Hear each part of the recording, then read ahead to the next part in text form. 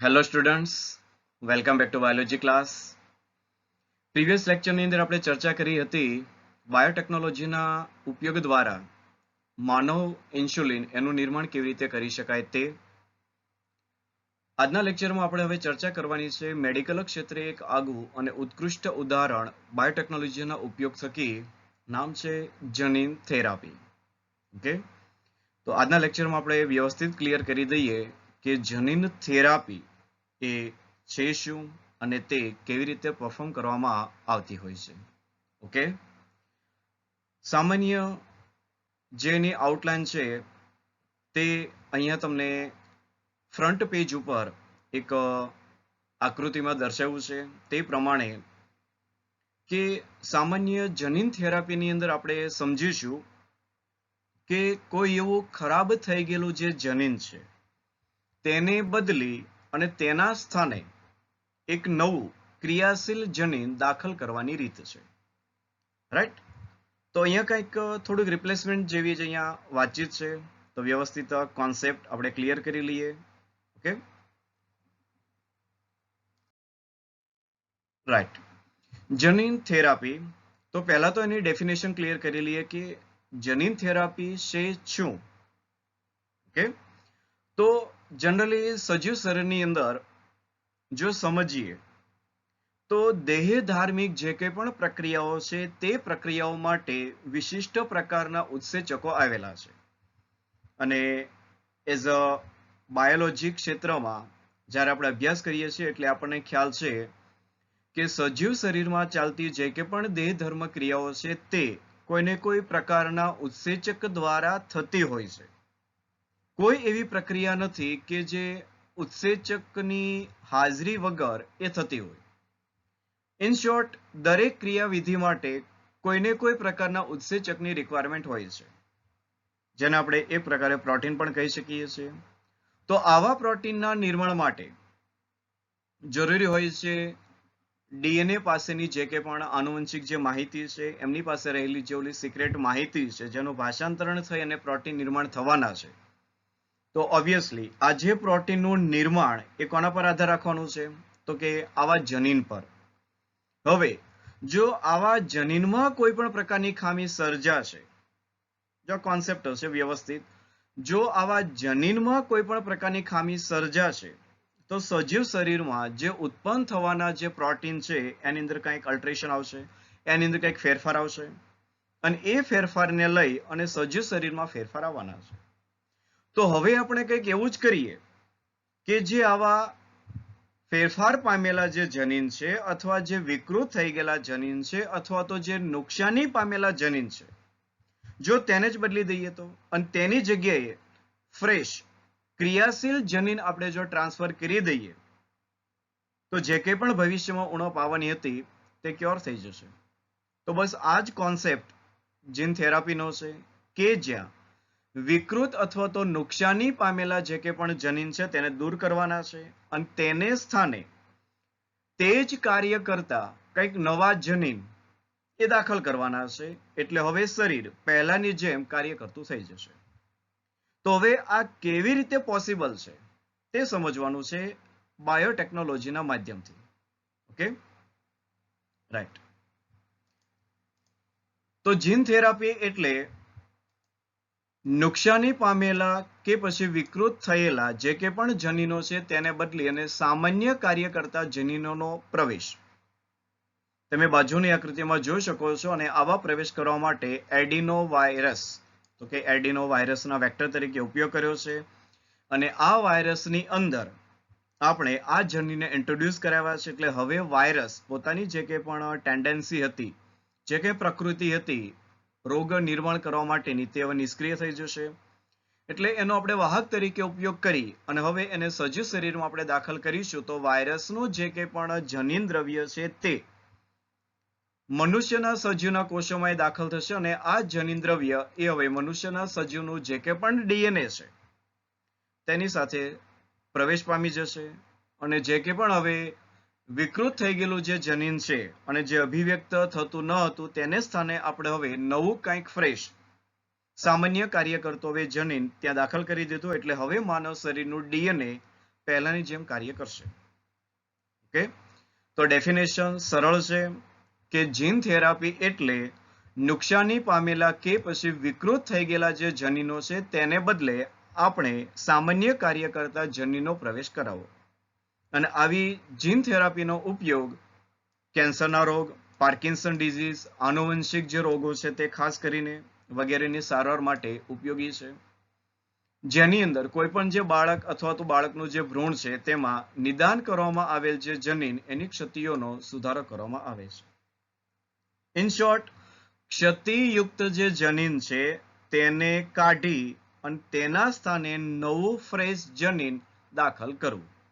Okay, હવે રોગની સારવાર માટે જનીનોને વ્યક્તિના કોષોમાં અથવા તો વ્યક્તિના કોષોની જે પેશી એની અંદર એનો પ્રવેશ કરવામાં આવે છે.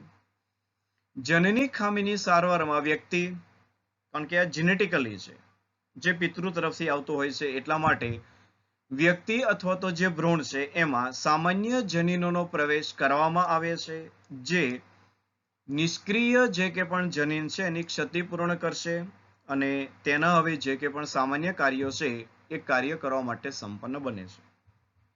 તો આ થોડીક વાત હતી સામાન્ય જીન થેરાપી. Okay, right. હવે તેના પ્રકાર વિશે થોડીક માહિતી મેળવી લઈએ. તો જનીન થેરાપી એના બે પ્રકાર છે. એક જર્મલાઇન, અને આ જે જર્મલાઇન જીન થેરાપી એ આપણે કહી શકીએ કે પ્રજનન કોષો સાથે સંકળાયેલી જીન થેરાપી, અને એક છે દૈહિક કોષો સાથે સંકળાયેલી જીન થેરાપી. તો બંનેને ઇન્ડિવિજ્યુઅલ વ્યવસ્થિત સમજી લઈએ. જર્મલાઇન જીન થેરાપી એ જર્મકોષોની અંદર આ જનીન છે ટ્રાન્સફર કરવાની બાબત છે. જર્મકોષો એટલે કે જેને પ્રજનન કોષો કહી શકાય. નર મનુષ્યની અંદર શુક્રકોષો અને માદાની અંદર અંડકોષો. તો શુક્રકોષો કે પછી અંડકોષો એની અંદર સક્રિય જનીન દાખલ કરી અને તેનું રૂપાંતરણ કરવામાં આવે છે બાયોટેકનોલોજીના માધ્યમથી, જે સામાન્ય રીતે તેઓના જીનોમમાં સંકલિત થશે. કારણ કે જે જર્મકોષો છે આપણને ખ્યાલ છે પિતૃ તરફથી આવવાના છે, અને આ પિતૃ પાસે રહેલી જે કે પણ આનુવંશિક માહિતી છે તેનો એ ભાગ બનશે, એટલે એના જીનોમ સાથે સંકળાઈ જશે. અને આ જે આખી જીન થેરાપી એ હવે બને છે આનુવંશિક, કારણ કે ઓબ્વિયસલી જે કંઈ પિતૃ છે તેમની પાસેથી જ આવવાનું છે, એટલે પિતૃ પાસેથી જ્યારે આવશે એટલે એ આનુવંશિક બનતી હોય છે. તો આ જે થેરાપી છે એના જે કે પણ ફેરફાર છે એ બનવાના છે આનુવંશિક. અને આ જે અમુક પોઈન્ટ છે એ તફાવત માટે પણ આપણે યાદ રાખવાના છે. રાઈટ. તો તમે આકૃતિ જોઈ શકો છો વ્યવસ્થિત. જે કે પેરેન્ટ્સ વિથ જીનેટિક ડિઝીઝ, એમની કંઈક જેનેટિક રોગ છે, તો એમના જે કે પણ જર્મકોષો છે તેમનું જે કે પણ ફલનની ક્રિયા છે તે થકી જે કે પણ જાયગોટ, કે જેને આપણે યુગ્મન જ કહીએ છીએ, અને યુગ્મન થકી જે બાળક આવવાનું છે એ બાળક જો બેબી વિથ જીનેટિક ડિઝીઝ, તો એ સામાન્ય ક્રિયા છે. આખો આ જે પાથવે છે નોર્મલ છે, કે નોર્મલ જો એ જઈએ તો પિતાને જો કોઈ પણ જનીની ખામી હશે તો એના બાળકમાં આવશે. પણ હવે આપણે આ જે જનીની ખામી ધરાવતું જે કે પણ જનીન છે એ ઓળખી લઈએ અને તેની સ્થાને જો નવું જનીન આપણે ઇન્ટ્રોડ્યુસ કરી દઈએ તો જન્મનાર જે બાળક છે એ હેલ્ધી રહેશે. તો એ ચેક કરી લઈએ. તો હવે જો જે કંઈ પેરેન્ટ્સ એમનું જે કંઈ જીનેટિક ડિઝીઝ સાથેના જે કંઈ પણ જર્મકોષો છે એમને કલ્ચર માધ્યમમાં લેવામાં આવે છે, અને એની અંદર વાયરસ વેક્ટર અને એ વાયરસનું જે કંઈ પણ જીનોમ છે તેની અંદર ફ્રેશ આ જે જનીન છે તે દાખલ કરીશું, એટલે વાયરસ હવે બનશે નિષ્ક્રિય. અને જ્યારે નિષ્ક્રિય થઈ જશે ત્યાર પછી આ જે જનીન ધરાવતો જે વાયરસ વેક્ટર છે તેને આપણે દાખલ કરી દઈશું આ જે જર્મકોષો એટલે કે શુક્રકોષો કે પછી અંડકોષો એની અંદર દાખલ કરી દઈશું. એટલે હવે એ શુક્રકોષ કે અંડકોષ એનો ભાગ બની જશે, ભાગ બનશે, અને એ ફલનની ક્રિયાથી નિર્માણ થશે એક યુગ્મન, ઝાયગોટ. જોઈ શકો છો તમે, બરોબર. Genetically modify cell from the culture, અને ત્યારબાદ એની અંદર ઇન્ટ્રોડ્યુસ કરાવી દઈશું, અને એ દરમિયાન જે કંઈ પણ નિર્માણ થશે યુગ્મનસ તો એ ઇમ્પ્રૂવ થઈ ગયેલો હશે, એની અંદર કોઈ પણ પ્રકારની ડિફેક્ટ ન હોય. અને હવે આ જે યુગ્મનજ એ આગળ વિકાસ પામે છે, વિકાસ પામી અને જ્યારે એ બેબી બોર્ન, બાળકનો જન્મ થશે તો બેબી એ હેલ્ધી છે. જોઈ શકો છો, વિથ હેલ્ધી બેબી. તો આ વાત થઈ જર્મલાઇન જીન થેરાપી. કે જેની અંદર પિતૃ તરફથી જે કે પણ કોષો મળવાના છે એ કોષોમાં જો કોઈ પણ પ્રકારની ખામી છે, મતલબ કે પિતૃમાં જે ખામી છે જો ઓળખાઈ જશે તો તેને આપણે ક્યોર કરી શકીશું અને ભવિષ્યમાં હવે એ જે ખામી આનુવંશિક બને છે તેને અટકાવી શકાય. રાઈટ? તો આ એક કોન્સેપ્ટ. સેકન્ડ વાત કરીએ દેહિક કોષોની જનીન થેરાપી, સોમેટિક સેલ. તો ઓબ્વિયસલી જે કે પણ અંગોની અંદર કોઈ પણ પ્રકારની ખામી આવી છે, ફોર એક્ઝામ્પલ આપણે વાત કરી શકીએ જે રિસર્ચ પેપર ઉપર છે તે કે સ્વાદુપિંડ, ચલો એક દેહિક કોષ અને સ્વાદુપિંડના જે કે પણ બીટા કોષો છે એમની અંદર જોઈ લઈએ તો આપણને ખ્યાલ છે કે એની અંદર ઇન્સ્યુલિન નિર્માણ કરતા જનીન છે. હવે જો એ ખામીયુક્ત થઈ ગયા છે તો આપણે એને નવા જે હ્યુમન ઇન્સ્યુલિન નિર્માણ કરે છે તે જનીન તેમની સ્થાને ટ્રાન્સફર કરી અને ત્યારબાદ એને આપણે તબદીલ કરી દઈશું સ્વાદુપિંડના કોષોની અંદર, તો હવે સ્વાદુપિંડ ઇન્સ્યુલિન નિર્માણ કરતું થઈ જશે. ઓકે, લાઈક લીવર સિરોસિસ કે જેની અંદર લીવરના જે કે પણ કોષો છે નાશ પામતા હોય તો એની જગ્યાએ આપણે જો ફ્રેશ જીન દાખલ કરી દેશું તો લીવર સિરોસિસ અટકી જશે. તો આ વાત થઈ કંઈક દૈહિક જીન થેરાપીની કે જેની અંદર જે કે પણ આવા ફ્રેશ જનીનો છે એને આપણે દૈહિક કોષોની અંદર દાખલ કરવામાં આવે છે. ફોર એક્ઝામ્પલ જોઈએ તો એ અસ્થિમજ્જાના કોષો હોય, સ્વાદુપિંડના કોષો હોય, લીવરના કોષો હોય, ફેફસાના કોષો હોય, વોટેવર, પણ એ દૈહિક કોષ કે જેને સમયાંતરે એ ટ્રાન્સફર કરવા પડે. ઓકે, ખાસ કરીને એવી પેશીઓમાં કે જેમાં વિકૃત જનીનની અભિવ્યક્તિ સ્વાસ્થ્ય માટે હાનિકારક છે તેવા કોષોને આપણે ત્યાં કલ્ચર માધ્યમમાં લઈ અને ત્યારબાદ તેમની જગ્યાએ આપણે નવા ફ્રેશ સામાન્ય કાર્ય કરતું જનીન તબદીલ કરી અને ત્યારબાદ એ કોષોને ઇન્ટ્રોડ્યુસ કરાવી દઈશું અંગોની અંદર. હવે તો આવા જે વિકૃત થઈ ગયેલા જે જનીની કોષો છે તેમની સ્થાને કોષોમાં દાખલ કરેલા એટલે કે સુધારેલા અથવા તો સારા જનીનની અભિવ્યક્તિથી આવા જે રોગો છે તેના ચિહ્નો દૂર થઈ જશે, like diabetes, like liver cirrhosis, like pneumonia, like lung cancer. Okay, તો જે કે પણ આવા રોગના ચિહ્ન છે એટલા માટે દૂર થશે કે હવે નવા અને સારા કાર્ય કરતા ફ્રેશ જીન આવી ચૂક્યા છે અને એ પોતે અભિવ્યક્તિ પામે છે. એટલા માટે હવે વ્યક્તિની દેહ ધર્મ ક્રિયાવિધિ એ સારી છે. ઓકે, આકૃતિમાં તમે જોઈ શકો છો DNA wrap in a fat like a liposomes, કારણ કે એને ઇન્ટ્રોડ્યુસ કરવા માટે, કારણ કે કોષ એ લિપિડમાં દ્રાવ્ય છે તો એ ફેટ સાથે એને wrap કર્યો છે. Copy of the normal human gene clone in a bacteria, for example વાત કરીએ તો બંને તરફ જો તમે એને દાખલ કરી શકો તો એને ફેટ એટલે કે ચરબી દ્રાવ્ય પણ કરાવી શકે અથવા તો DNA insert in the genetic material of the virus વેક્ટરનો ઉપયોગ કરીને પણ આપણે ઇન્ટ્રોડ્યુસ કરી શકીએ. તો આ બે પાથવે છે કે કોઈ પણ એક પાથવે દ્વારા આપણે એને શરીરની અંદર દાખલ કરી શકીએ. ઓકે, અને જે કે પણ દાખલ કરીએ છીએ તેમાંનું વધારાનું કલ્ચર સેલ્સ આપણે એટલા માટે રાખી શકીએ કે ભવિષ્યમાં એની જરૂર પડે તો એની અંદર દાખલ કરી શકાય. તો આ વાત થઈ દૈહિક એટલે કે સોમેટિક જીન થેરાપી. હવે આવી જે સોમેટિક જીન થેરાપી છે એ આનુવંશિક નહીં બને, આ બાબત ખાસ નોંધી રાખજો. કારણ કે આનુવંશિક બને છે કોણ કે જે પિતૃ તરફથી જે જન્મકોષો આવવાના છે તેની અંદર જો ફેરફાર થશે તો એ માહિતી બધી આનુવંશિક બનતી હોય છે, પણ દૈહિક કોષોની માહિતી એ આનુવંશિક નથી હોતી. Okay, right. તો હવે આ ઇન્ટ્રોડક્શન માટે બે પાથવે છે, બે એપ્રોચ છે કે જીન થેરાપીમાં વિકૃત જનીનની સારવાર કરવા માટે આપણી પાસે બે પાથવે છે, કાં તો એ એક્સ વિવો હોઈ શકે કાં તો એ ઇન વિવો હોઈ શકે.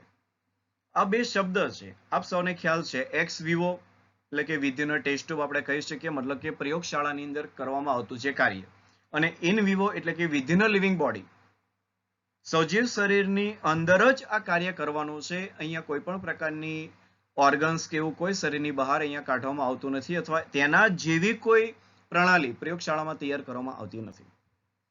તો એક્સ વિવો એપ્રોચ અને ઇન વિવો એપ્રોચની વાત કરી લઈએ.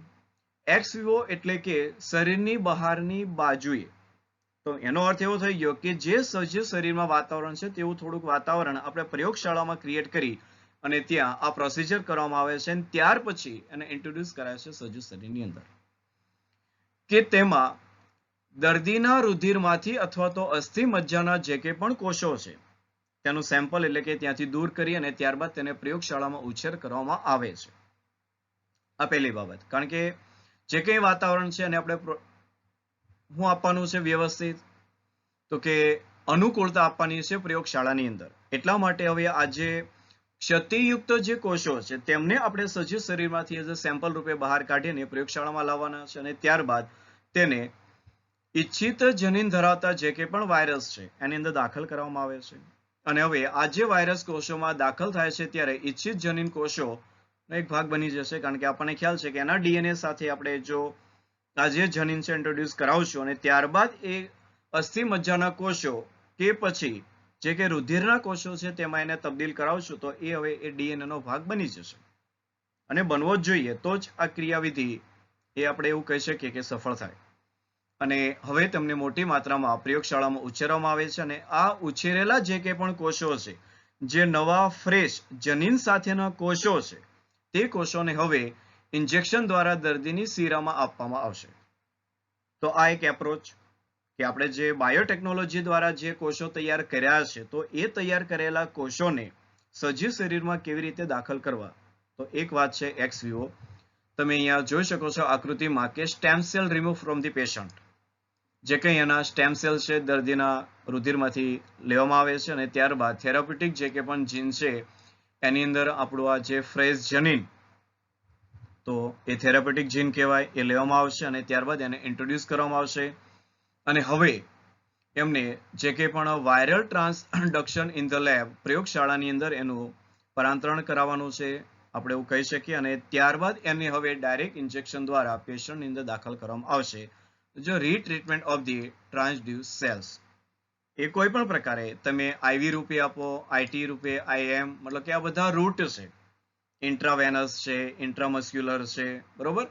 તો આવી રીતે સજીવ શરીરની અંદર તમે ઇન્જેક્શન આપી અને આવા જે કોષો છે જે સારા કરેલા જેની અંદર ફેરફાર કર્યા છે એવા કોષો આપણે દાખલ કરાવી શકીએ.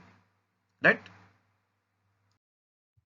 હવે વાત છે ઇન વિવો એટલે કે વિધિન લિવિંગ બોડી એટલે કે શરીરની અંદરની બાજુએ એક કાર્યક્રમ છે કે જેમાં દર્દીના શરીરમાંથી કોઈ પણ પ્રકારના કોષોને દૂર કરવામાં આવતા નથી.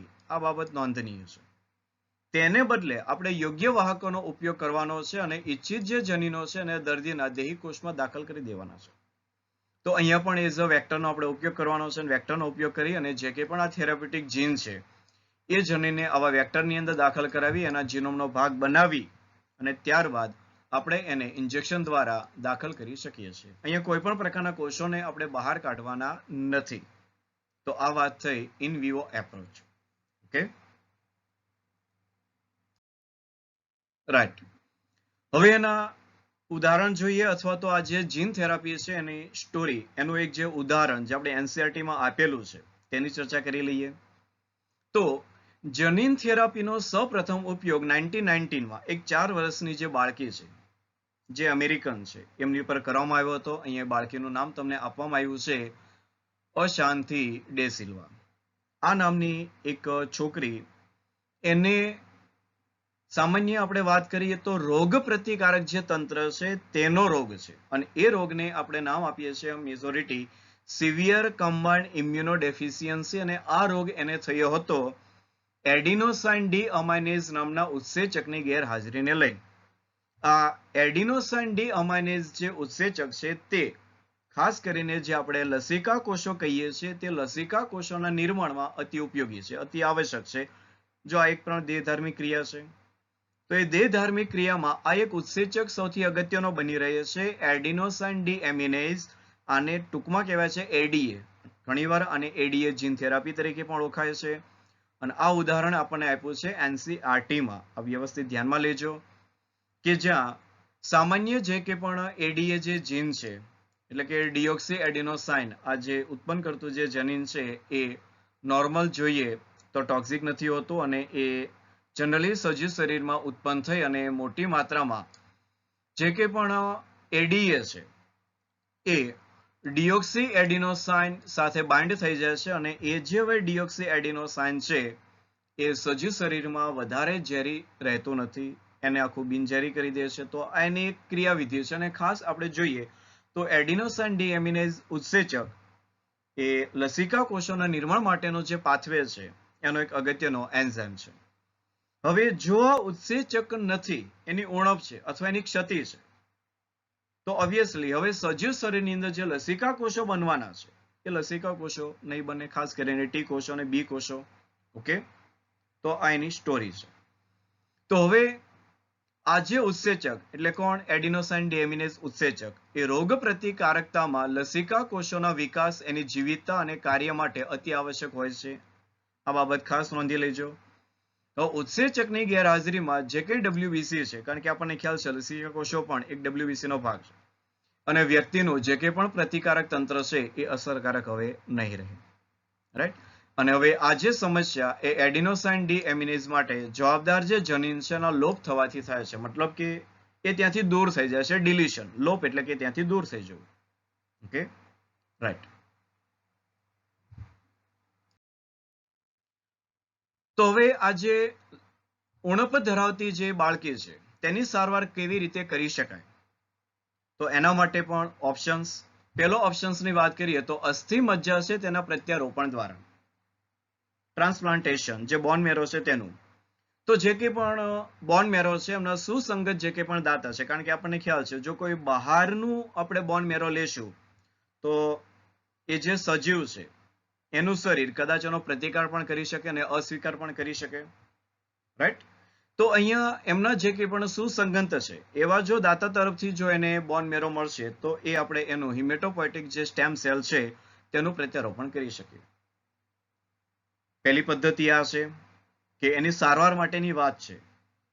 વધારે આઈડેન્ટિકલ કહે છે તો પછી આપણે વ્યવસ્થિત એની ચર્ચા કરીશું, પણ આ તો એક બધા પાથવે છે અથવા ઓપ્શન્સ છે કે આવા વિકલ્પો થકી આપણે આ જે એડીએ ઉણપ ધરાવતી જે બાળકી છે તેની સારવાર કરી શકાય. તો પહેલી બાબત તો એ કે એનું બોન મેરો આખું રિપ્લેસમેન્ટ કરી શકાય. બીજી બાબત ઉત્સેચક રિપ્લેસમેન્ટ થેરાપી, એટલે કે જે એડીએ જે જનીન છે એનું રિપ્લેસમેન્ટ.